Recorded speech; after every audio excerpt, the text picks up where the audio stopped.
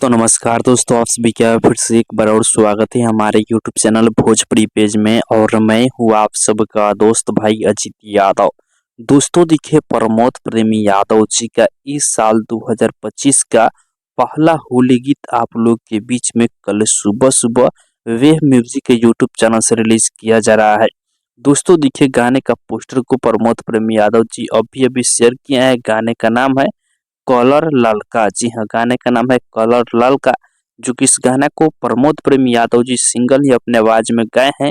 और इस गाने को लिखे हुए हैं रवि यादव जी। गाने म्यूजिक बनाया है छोटू बंटी जी का म्यूजिक है, जो कि इस गाने को कल सुबह 7 बजे वेव म्यूजिक के यूट्यूब चैनल पर रिलीज किया जा रहा है।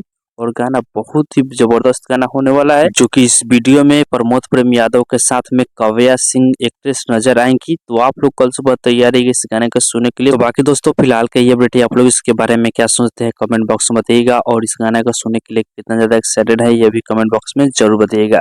बाकी इस वीडियो को अभी तक लाइक नहीं किया तो लाइक कर दीजिए, और इस चैनल पर पहली बार आए हैं तो सब्सक्राइब भी कर लीजिएगा, क्योंकि इस चैनल पर भोजपुरी इंडस्ट्री का हर एक अपडेट सबसे पहले आप सभी को मिलेगा।